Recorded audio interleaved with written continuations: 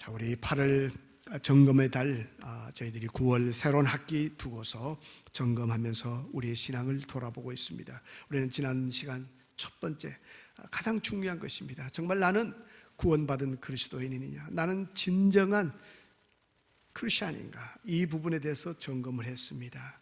우리는 그 내용물로서 우리 속에 예수 그리스도께서 계신다면 우리는 선한 일을 할 것이고, 우리는 절대로 진리를 거슬려 삶을 살아갈 수 없다. 진리를 거스려서 삶을 여전히 살아갈 수 있다면 그것은 우리 속에 그리스도께서 계시지 않기 때문이다. 머릿속에 신학은 있을지 모르지만, 배워서 읽은 책의 한 구절은 있을지 모르지만, 내 속에 또 내 삶에서 진리가 없다면, 복음에 대한 진리, 하루하루 살아가는 삶에 있어서의 진실성이 빠진다면 더 이상 그것을 어떻게 기독교인이라고 말할 수가 있겠는가? 그 말씀을 지난 시간에 나누었습니다. 우리 오늘 두 번째 우리가 점검할 것으로서 우리 신앙인들이 반드시 기억해야 될 것 중에 하나인 예배 분야를 한번 생각하기를 원합니다.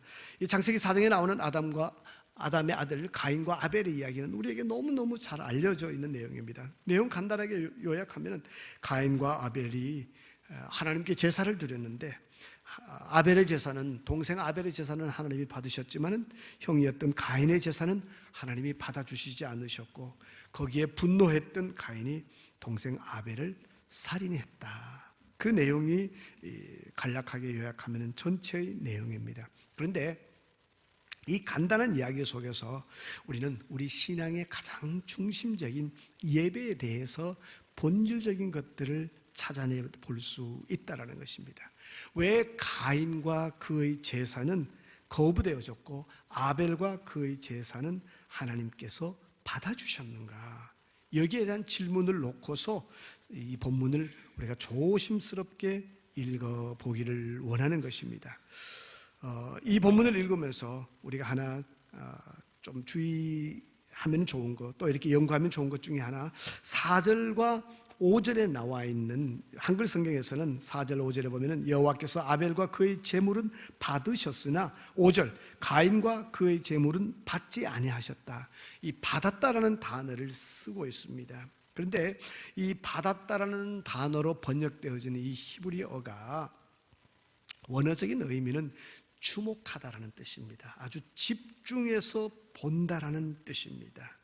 어떤 물건을 받는다 이런 뜻이라기보다 오히려 이 말의 의미는 아주 주목해서 응시해서 본다라는 그런 뜻이 들어 있습니다. 구약 성경에 여러 곳에서 같은 단어, 이 샤아라는 단어가 쓰여지고 있는데, 욥기 같은 경우에 보면은 주께서 내게서 눈을 돌이키지 아니하시며, 또 그에게서 눈을 돌이켜, 이렇게 하면서 보는 것을 이야기하고, 이사야 17장에 보면 아주 구체적으로 나타납니다. 그날에 사람이 자기를 지으신 이를 바라보겠으며 자기 손으로 만든 제단을 바라보지 아니하며, 이렇게 하면서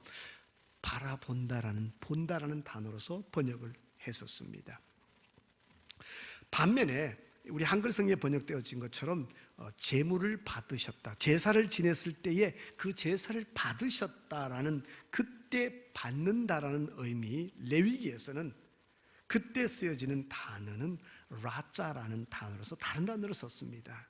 그러니까요, 레위기에 보면은 제물을 받는다, 기쁘게 받으시도록, 이렇게 받는다라는 단어가 여러 번 나타나는데, 그때 사용되어진 단어는 본문에 쓰여진 이 받는다는 단어가 아니었다는 점, 이 점을 하나 우리가 기억할 필요가 있습니다. 그래서 이 4장 4절 5절에 나와 있는 것을 우리가 다른 한글 성경에서 받으셨다라고 단어를 선택했는데, 우리가 이것을 영문 성경처럼 본다라는 단어에다가 집중해서 그렇게 해석을 해본다면, 여호와께서 아벨과 그의 제물은 보셨으나 가인과 그의 제물은 주목하지 아니하셨다, 이렇게 해석이 가능한 것입니다. 왜 하나님께서 아벨과 그의 제사에는 주목해서 보시고 아주 눈여겨보시고, 반면에 가인과 그의 제사는 주목하지 않으셨는가? 한글 성경의 단어를 선택한다면 거부하셨는가? 이 부분을 우리가 풀어나가고 정리하기 위해서는 본문을 아주 중요하게 보셔야 됩니다. 아주 본문 자체에 그 답이 나와 있기 때문에 그렇습니다. 4절에 보면은 아벨과 그의 제물은 주목하셨고 5절에 가인과 그의 제물은 주목하지 아니하신지라, 받지 아니하신지라, 두 가지를 언급하고 있습니다. 제사를 드렸던 당사자 아벨과 가인, 가인과 아벨, 이 사람뿐만 아니라 그들이 가지고 왔던 제물, 이 두 가지를 동시에 하나님께서 지적해 주고 있습니다. 그래서 우리도 이 관점에서 본문을 볼 뿐만 아니라 우리의 예배의 모습도 생각해 볼 필요가 있습니다. 먼저 우리는 아벨과 가인, 가인과 아벨, 이 사람에 대해서 생각해 볼 필요가 있습니다. 왜냐하면 성경이 그렇게 사람에 대해서 언급하고 있기 때문에 아벨과 가인과 이렇게 사람을 언급하고 있기 때문에 우리가 그 사람들에 대해서 집중할 필요가 있습니다. 특별히 이 사람들에 대해서 우리가 집중하면서 주의해야 될 부분들이 있습니다. 그것은 뭐냐면요, 성경에서 거듭해서 우리에게 말씀하는 것이 있습니다. 그것은 하나님 앞에 나와서 예배할 때 이 공적인 예배 장소, 이곳뿐만 아니라 사실 더 하나님이 관심 있게 주위에서 보시는 영역은 여기뿐만 아니라 이곳에 오기 전까지의 뒤안길에 숨겨져 있는 우리의 사적인 삶, 이 공적인 예배 장소에서 드러난 삶뿐만 아니라 여기에 오기 전에 이루어졌던 사적인 삶의 장소에서 어떤 삶을 살았느냐, 이것이 하나님 앞에 받아들여지는 제사의 가장 근본적인 판단 기준이 되어진다라고 성경이 말씀하고 있습니다. 이사야 1장에 보면 하나님께서 아예 분명하게 오해하지 않도록 너무너무 분명하게 말씀을 하셨습니다. 여호와께서 말씀하시되 너희의 무수한 제물이 내게 무엇이 유익하뇨? 나는 숫 양의 번제와 살찐 짐승의 기름에 배불렀고 나는 수송아지나 어린 양이나 숫 염소의 피를 기뻐하지 아니하노라. 헛된 제물을 다시 가져오지 말라. 성회, 거룩한 예배와 함께 아울러 악을 행하는 것을 내가 견디지 못한다. 그렇게 말씀하셨습니다. 왜 하나님이 제사를 싫어하셨는가? 이사야서는 계속해서 말합니다. 그 이유는 너희의 손에 피가 가득합니다. 그래서 하나님이 받으시는 제사로 만들기 위해서 선행을 배우며 공의를 구하며 학대받는 자를 도와주며 고아를 위하여 신원하며 과부를 위하여 변호하라, 이렇게 말씀하고 있습니다. 다시 말하면 간략하게 요약하면요, 예배당에 나오기 전에, 우리가 하나님 앞에 예배자로 서기 이전에 우리의 개인적인 삶의 영역, 보이지 않는 비공개적인 사적인 장소에서 우리가 어떤 식의 삶을 살았느냐, 이것이 오늘 하나님 앞에 서 있는 우리 예배에 어떤 하나님이 받으실 것인가 받지 않으신가를 결정하는 중대 변수가 된다는 것입니다. 이 부분에서 우리가 놓치지 않아야 되는 것입니다. 특별히 사적인 영역을 지적하면서, 보이지 않는 그런 영역을 지적하면서 하나님은요, 흔히 사람들이 범하는 그러한 것들, 본문에서는 고아와 신원, 그러니까 고아와 과부라는 단어, 이런 단어를 쓰고 있습니다만 그들을 쓰는 이유가 뭡니까? 사적인 영역에서 우리가 가장 쉽게 실수하는 것, 미스하는 것 중에 하나가, 잘못하는 것 중에 하나가 뭐냐면은 약자들에 대한 함부로 대하는 거라는 것입니다. 사적인 영역에서도 여러분, 우리가 상원 의원, 하원 의원을 우리의 사업장에서 함부로 대할 이유가 없잖아. 대라 그래도 대하지 않습니다. 그러나 아무것도 의지할 것 없는, 우리가 그냥 도와주고 짊어줘야 될 그런 대상들에 대해서 우리는 만만히 여기는 경향들이 있습니다.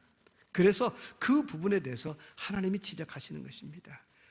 자, 그런 약자들에 대해서, 그런 약한 사람들을 실제적으로 만만히 대하기 쉬운 그 사람들을 대충 대하고, 그리고 제사를 든든하게 드리면은 그러면 하나님이 받아 주실 것인가? 그러지 않다라는 것입니다.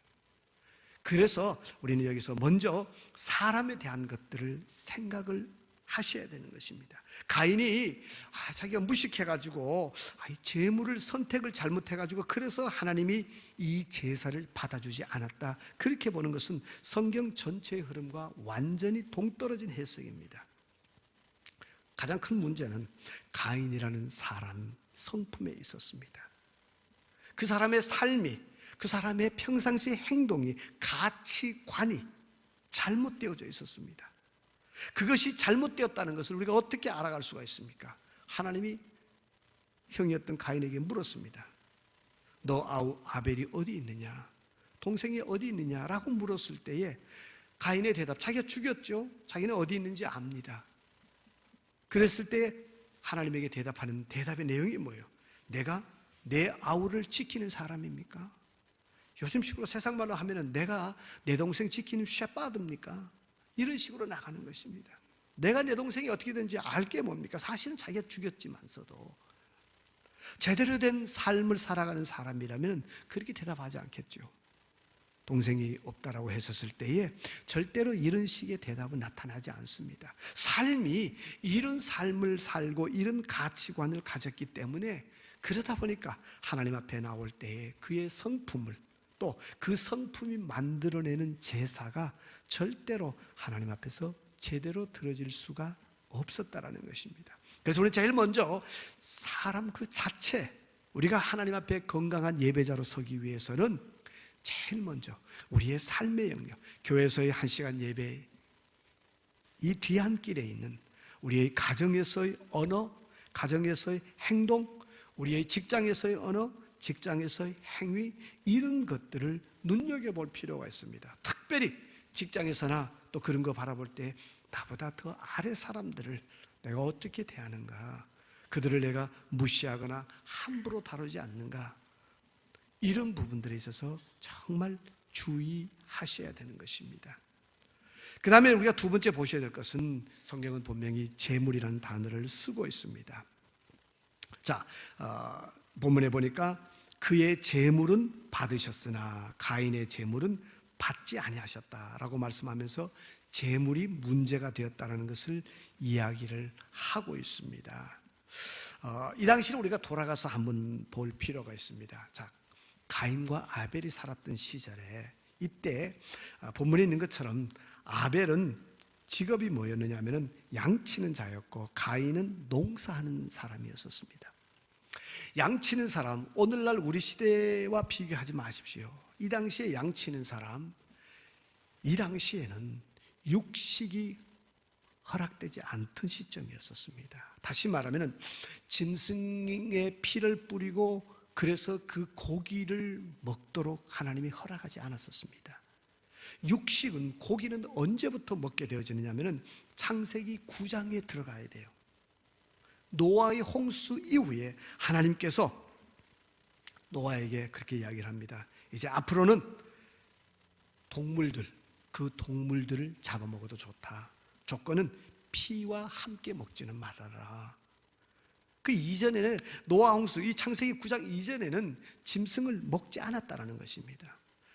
그러면 양을 치는 아벨은 그 양치 가지고 뭐 하겠어요? 고기 쓸 일이 없는데. 그럼 유일하게 필요한 것은 겁질입니다. 가죽. 옷을 만들어 입기 위해서 가죽이 필요했을 것이고, 또 드문드문 제사 지내기 위해서 양을 찾는 그런 사람들이 있었을 것입니다.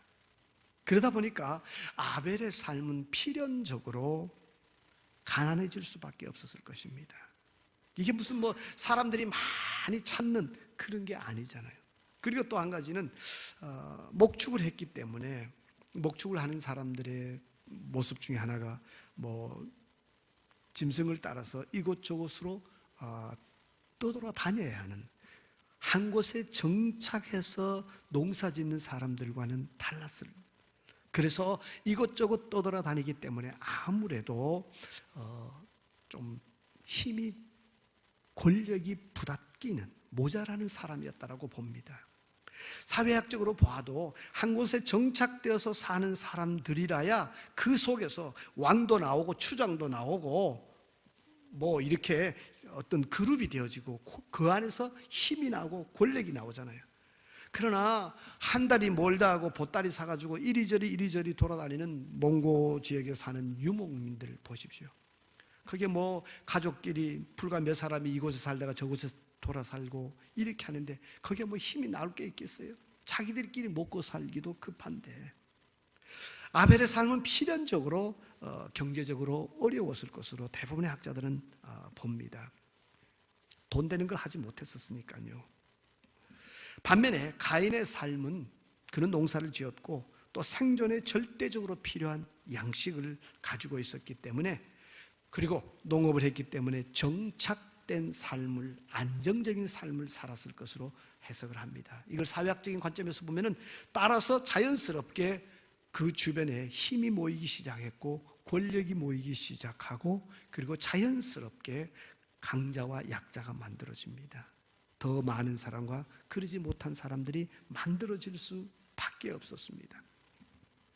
그런 가운데서 이 사람들이 하나님 앞에 제사를 드리면서 제물을 선택했었습니다.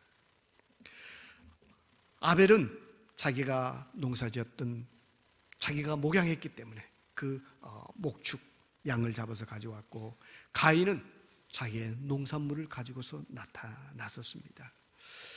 우리가 이 재물을 놓고서 이야기할 때에 그러면은 농산물은 재물로서 쓸 수가 없느냐, 그렇게 우리가 말하기는 어렵습니다. 왜냐하면은 레위기에 보면은 분명히 곡식을 가지고 하나님 앞에 제사 드릴 수 있는 그런 제사, 소제라고 그러잖아요. 소제. 소자는 힐소자입니다. 소복을 입었다라고 할 때 그 힐소자입니다. 곡식을 빻으면 흰 가루가 되잖아요. 그래서 흰 가루로서 드리는 제사다. 그래서 소제라는 말을 썼습니다. 소제가 분명히 등장합니다. 그러나 한 가지 여러분들이 꼭 기억하셔야 되는 것은 레위기 2장에서 제사에 대한 그런 소제에 대한 규칙이 만들어지기 이전에 이 창세기에 등장하는 인물들, 오늘 본문뿐만 아니라 이후에 나오는 노아, 홍수가 끝나고 난 다음에 노아가 하나님 앞에 제사를 드릴 때, 그때 성경의 기록은 뭐라고 말하냐면 제단을 쌓고 모든 정결한 짐승과 모든 정결한 새 중에서 제물을 취하여 번제로 제단에 드렸다라고 기록을 하고 있습니다. 아브라함은 어떤 제사를 드렸느냐? 아브라함은 아들 이삭과의 대화하는 과정 중에서 잘 나타납니다. 하나님이 아들 이삭을 번제물로 드리라고 그랬었을 때 아버지였던 아브라함이 아들에게 이야기하지 않고 아들을 데리고 모리아 산으로 갔었습니다. 가는 도중에 아들이 아버지에게 질문합니다. 그때 아들 이삭이 아버지에게 뭐라고 질문하느냐면요, 아버지, 불도 있고 나무도 있는데 번제할, 불에 태워서 드릴 어린 양은 어디에 있습니까? 이 질문을 합니다. 어린아이였던 이삭이 그런 질문을 하는 것을 보면은 그 당시에 제사는 짐승을 가지고서 제사하는 것이 지극히 당연한 것으로 이해되고 있었다는 것입니다. 또 야곱이 있습니다. 그 이삭의 아들이었던 야곱이 하나님 앞에 제사 드릴 때도 성경 창세기 46장의 기록을 보면은요, 아버지 이삭의 하나님께 희생 제사를 드렸다. 똑같은 모습입니다. 그래서 이러한 패턴들을 쭉 보면은 소제가 레위기에 등장합니다. 그럼에도 불구하고 레위기 이전에 표준적인 제사의 형태는 짐승을 잡아 드리는 것이었고요, 또 레위기에서 소제를 이야기하면서도 성경은 분명히 소제는 자원제였었습니다. 내가 그 제사를 드릴 수도 있고 드리지 않을 수도 있는 제사였었습니다. 그러나 속죄제라든지 속건제, 이러한 제사, 내 죄 용서함을 위한 제사, 하나님과의 바른 관계를 위한 제사는 의무제였었습니다. 반드시 드리도록 요구되어졌습니다. 그래서 이런 것들을 전체적으로 조화롭게 이해를 한다면 우리는 가인이 하나님 앞에 드려진 제물의 선택이 건강하지 못했다. 굳이 가인이 드린 것, 그가 곡식물을 가지고 제사 드릴 수도 있었다라고 한다면은 그는 지나치게 레위기에서 주어진 것을 거꾸로 시간을 돌려서 이전에까지 우리 식의 법으로 말한다면 소급해서 적용하는 그런 식으로 우리가 해석할 수도 있습니다. 위험성이 있을 수 있는 것입니다. 그래서 이 재물에 대해서도 우리가 조금 눈여겨 바라볼 필요가 있습니다. 절대로 여러분도 저도 이렇게 해석해서는 안 됩니다. 가인이 정말 신실한 사람이었는데 어쩌다가 제사 재물을 잘못 고르는 바람에 짐승을 드려야 되는데 근데 짐승을 드리지 않고 농산물을 드렸기 때문에 그래서 하나님이 그 제사를 거부하셨다. 이런 식으로 해석하는 것은 전혀 옳지 않습니다. 그래서 오늘 본문은 뭐라고 이야기합니까? 아벨과 그의 제물, 또 가인과 그의 제물이라는 이 두 개의 조건을 동시에 제시하고 있는 것입니다. 그래서 우리도 똑같이 이해를 해야 되는 것입니다. 이제 우리는 마지막으로 하나 더 볼 것이 있습니다. 오늘 여러분들이 이 말씀을 읽으면서 이 부분에 많이 집중했으면 좋겠습니다. 이렇게 가인과 아벨이 하나님 앞에 제사를 드리고 난 다음에 그 이후에 나타났던 현상들, 이걸 우리가 눈여겨보자라는 것입니다. 왜 눈여겨보아야 되느냐?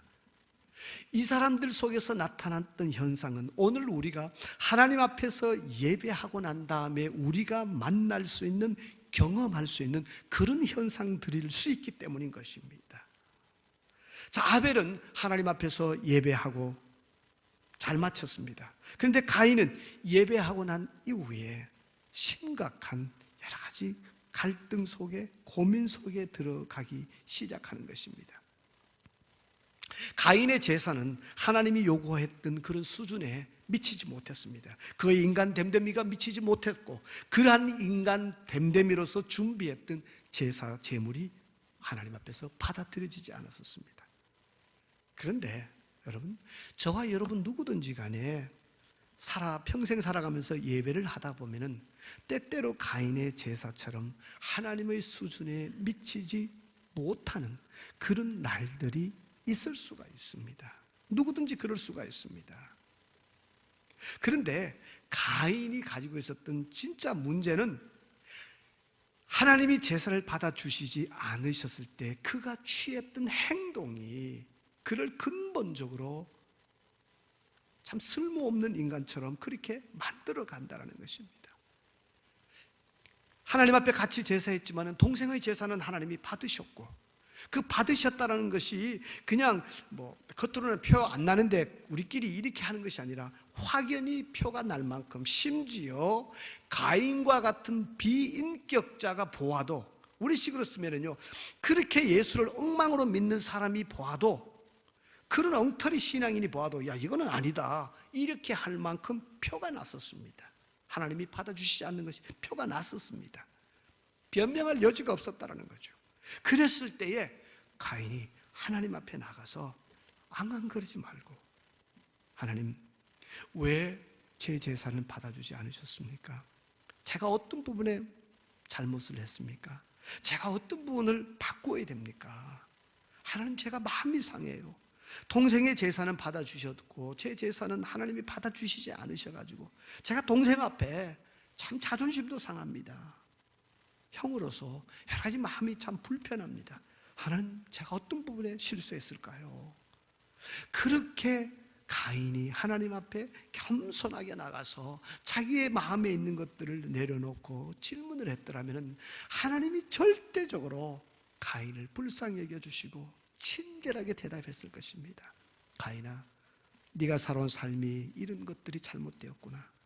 너 가서 다시금 바르게 삶을 살고 재물을 준비해서 다시금 가지고 와봐라.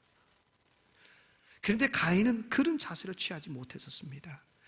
제사가 거부되어졌을 때에, 그때에 어떻게 보면 저는 그 거부되어진 제사를 하나님의 은혜라고 생각합니다. 왜 은혜라고 생각하는지 아세요? 어떻게 보면 완전히 영적으로 깡통인 사람이, 정말 신앙적으로 아무것도 모르는 사람이 교회당에 와서 예배를 드리는데, 예배를 드리면서 진짜 하나님이 살아계시는구나, 하나님인지 뭔지 모르지만 계시기는 계신 것 같구나, 그런 어떤 압도적인 영적인 그런 그 흐름, 그 속에 들어갔을 때 그게 얼마나 큰 은혜입니까? 하나님에 대해서 전혀 무시하는 사람이 교회당에 들어와서 보면서 아이고 뭐 여기나 절간이나 뭐 우리 동네 화토판이나 똑같네, 이렇게 나간다면 이거 얼마나 속상하는 일입니까? 이렇게 이 무지하든 어떻게 보면은요 막 살아가는, 동생을 죽여버리는 그런 어떤 포악한 성질을 가진 이 사람의 눈에도 자기의 제사를 하나님이 받아주지 않으셨구나, 동생의 제사는 받아주셨구나, 그래서 하나님의 기준에 내가 미흡했구나라는 사실을 객관적으로 알 수 있도록 하나님이 외형적으로 표현해 주셨다는 거예요. 이날 만약에 여러분 하나님께서 아벨의 제사를 받으셨는지 가인의 제사를 받으셨는지, 오늘날 저와 여러분들이 예배하는 것처럼 외형적인 현상 아무것도 없이 이렇게 끝을 내버렸으면 그야말로 가인은 평생 동안 자기 인생 죽을 때까지 엉터리 제사할 겁니다. 성경은 더 이상 기록하고 있지 않습니다. 이후에 가인이 자기의 삶을 하나님 앞에서 회개하고 내가 정말 제사에 예배에 실패했구나, 그렇게 돌아왔다는 기록이 없습니다. 이후의 흔적들을 보면 그러지 않았던 것으로 보여집니다. 사실 하나님이 거부하셨다는 것은 기분 나쁠 수는 있지만은 돌이켜보면 내가 병들었다는 것을 외형적으로 드러내 주었기 때문에 얼마나 치료하기 좋은 시기입니까? 그런데 가인은 그러지 않았었습니다. 오히려 동생을 죽였었습니다. 예배가 받아들여지지 않았을 때 나타나는 그러한 극단적인 행동들, 극단적인 현상 중에 하나가 뭡니까? 증오감입니다. 분노입니다. 저도 여러분도 예배하면서 혹은 예배가 끝난 다음에 여러분의 심성을, 여러분의 영적인 상태를 잘 살펴보시기 바랍니다. 예배를 드리면서 예배가 끝나고 난 다음에 마음속에 예배 드리기 전에보다 더 큰 분노가 마음속에서 끓기 시작한다면 그날 예배는 어쨌든 하나님이 거부하신 것입니다. 예배를 드리면서 또 예배가 끝나고 난 다음에 마음에 여러 가지 복잡한 갈등과 증오들이 나타납니다. 왜 기분 나쁘게 저 사람이 성가대에 앉아있어? 왜 기분 나쁘게 저 사람이 오늘 헌금위원이고 왜 기분 나쁘게 저 사람이 안내위원이야? 들어오자마자 기분 나쁘네? 오늘은 왜 또 저 장로님이 기도 인도하셔? 목사님은 왜 또 저 설교 본문을 가지고 은근히 나를 공격하네? 이렇게 하면서 모든 것을 이 컴피티션, 이 싸움, 전쟁 모드로 이끌어가는 것입니다. 만약에 여러분들이 예배하면서 혹시라도 여러분의 심령 속에서 그런 것들이 솟아나기 시작한다면 여러분의 예배는 하나님의 뜻에서부터, 하나님이 받으시는 예배에서부터 멀어져 가고 있다는 사실입니다. 그렇게 된 그 결과가 뭔지 아세요? 예배 끝나고 난 다음에 우리 오늘 후반부에 쭉 나옵니다만 이 후반부에 나오는 그 흐름들에, 거기에 나오는 핵심적인 그 단어, 주제를 뽑아내면 뭔지 아세요? 외로움입니다. 하나님께서 가인에게 그럽니다. 너가 동생을 죽였구나. 이제 땅이 너를 거부할 것이다. 그리고 너는 유리하는, 떠돌아다니는, 정착하지 못하는 외롭고 고독한 삶을 살아갈 수밖에 없을 것이다. 그렇게 이야기를 합니다. 정말 우리가 예배, 하나님 앞에서 건강한 예배를 드리지 못했을 때 우리 속에서 일어나는 것, 감정적인 미움, 증오, 그리고 난 다음에 자꾸 나타나는 게 뭐예요? 외로움입니다. 예배를 드리면 드릴수록 더욱더 외로운 것입니다. 교회 가면은 참 메말라서 정도 없어. 교회 우리 그렇게 드라이 되지도 않는 것 같아요. 요즘 비가 와서 습도도 높은데 맨날 여러분 그렇게만 자꾸 하고, 목사님들도 메말랐고 장로님들도 메말랐고 권사님들도 안 메말른 사람은 어때요? 자기 혼자밖에 뿐인 거예요. 자기가 목사님도 먹여 살려야 되고 자기가 장로님들도 권사님들도 모든 사람을 다 따뜻하게 촉촉하게 해줘야 되니까 자기가 죽을 판입니다. 세상에 그런 신앙인은 없어요. 여러분 자신들 잘 돌아보시기 바랍니다. 가인이 이 후반부 읽어보면요 15절 쪽에 이렇게 봅니다만은 후반부에 보면은 가인이 하나님 앞에서 절절맵니다. 나 혼자 이렇게 떠돌아다니면 누구든지 나를 해코지 할 수 있을 텐데 그 하나님 어떻게 내가 살아요? 나 혼자 외롭게 이렇게 어떻게 살아가요? 그런 어떤 마음의 아픔들이 표현되어지고 있습니다. 오늘 저도 여러분도 마찬가지입니다. 목사가 평생을 목회하고 난 다음에 은퇴하면서 목회해봐라, 외롭고 힘든 길이고 아무도 없고 주변에 아무도 없고, 그런 얘기 저도 많이 듣습니다. 과연 그러냐? 저는 아니라고 생각합니다. 병든 목회이기 때문에 그렇습니다. 교회 장로님으로, 권사님으로, 집사님으로 섬기면서 교회 섬기고 나면 남는 거 하나도 없다, 정말 그렇게 생각하십니까? 우리의 부름이 그렇게 처절하고 메마르고 삭막한 그런 곳으로 하나님이 우리를 부르셨습니까? 아니잖아요. 함께 마음을 모아서, 부족하지만 함께 뜻을 모아서 말씀을 들어주고 또 말씀으로서 위로해 줄 수 있는 형제가 있고 자매가 있고 그들이 보내준 글들이 있고, 그래서 우리가 힘을 얻고 그래서 내 마음에 용기를 가지며 살아가는 것, 이게 신앙의 걸음이지 않겠어요? 그런데 신앙이 자꾸 들어가면서 목사는 점점 외로워지기 시작하고 세상에 믿을 교인 하나도 없어요. 장로님도 도대체 뭘, 그럼 왜 목사했고 왜 신앙인입니까? 차라리 교회를 그만두고 요즘 한국에 잘하는 것처럼 자연인이 돼가지고 그냥 혼자서 살아보든지. 잘못된 신앙이기 때문에 그렇습니다. 예배에서 서서히 실패하면서부터, 예배와 내가 고립되기 시작하면서부터, 그러면서부터 힘들고 어려워지고 자꾸만 외로움을 타게 되어지는 것입니다. 오늘 우리 가인이 가지고 있었던 이 근본적인 문제들, 이것은 우리가 내가 하나님 앞에서 제대로 된 예배자인지 아닌지를 확인해 볼 수 있는 시금석입니다. 예배 드릴 때에 여러분 마음속에 마음을 아프게 했던 이들을 향한 사랑이 넘쳐날 수 있기를 주의 이름으로 축복합니다. 어제까지 보기 싫었던 권사님이 예배하면서 하나님 힘듭니다마는 주님께서 마음을 주관해 주세요. 그렇게 하면서 조금씩 풀릴 수 있습니다. 저는 목회자로서 여러분들에게 말씀드릴 수 있는 것은 참 좋은 성품일 수도 있고 나쁜 성품일 수도 있는데, 이게 입으로서 서비스를 잘 못하는 게 하나의 큰 단점입니다. 마음에 안 들어도 아주 마음에 듭니다, 이런 걸 잘 못합니다. 안 들면 안 된다 그러고 뭐 그냥 보통이면 보통이라고 하는, 이건 뜯어 고치라고 하는데 이게 잘 안 됩니다. 근데 그 장점도 있어요. 뭐냐면은 참 그러다 보니까 예를 들어서 마음에 싫다고 싫음에도 불구하고 권사님 제일이야 제일, 이런 걸 못하니까 제가 뭘 해야 돼요? 내가 살아가기 위해서 하나님 앞에 기도하게 되는 겁니다. 하나님, 사랑할 수 있는 또 내가 보지 못하는 것들이 있지 않을까요? 하나님 보여주세요. 마음으로 그 마음을 느낄 수 있게 해주세요. 그렇게 하면서 접근하고 기도하고 나갑니다.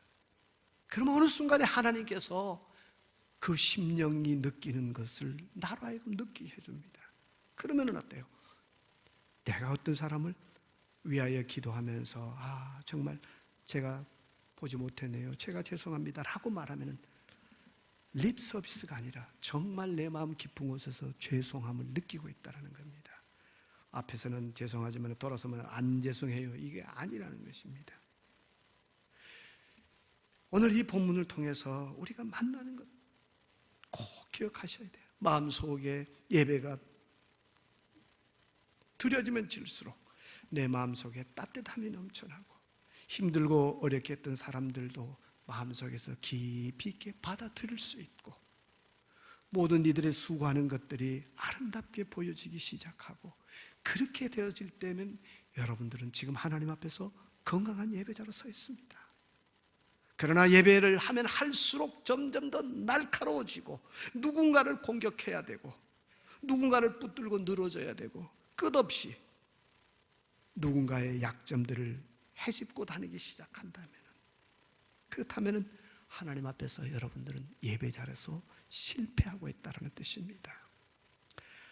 저는 이 본문을 묵상하면서요, 앞부분보다 뒷부분에서 참 마음이 아팠습니다. 저 예배에서 실패한 가인이 하나님 앞에서 바둥바둥 떨면서 나 어떻게 살아가야 돼요? 나 혼자서 어떻게 살아가야 돼요? 땅마저도 나를 토해내면, 나를 거부하면 나 어떻게 살아야 돼요?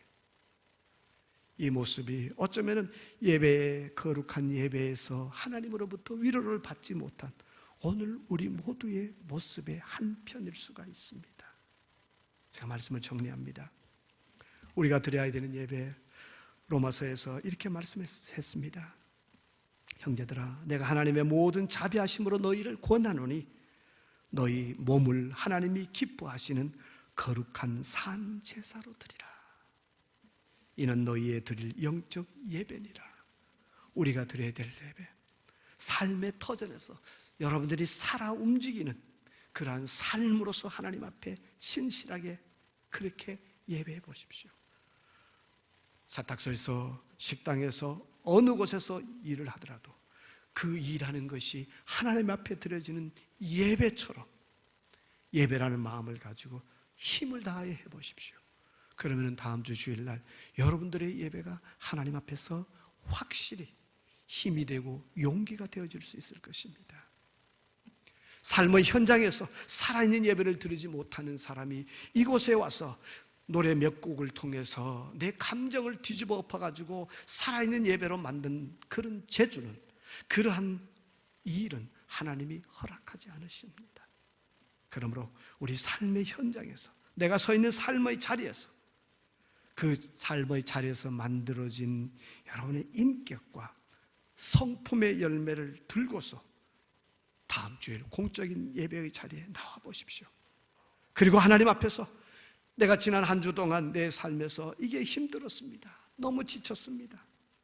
이러한 것들 때문에 내가 마음에 너무 아팠었습니다.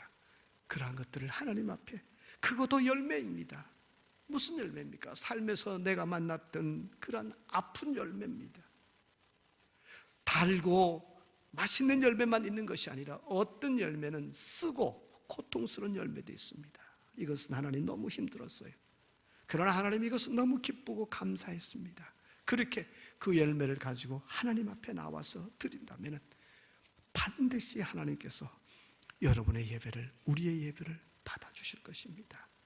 그리고 그 예배가 끝날 때가 되면 우리 속에 새로운 하나님이 주시는 비전이 보이고 하나님이 주시는 새로운 마음의 움직임이 일어납니다.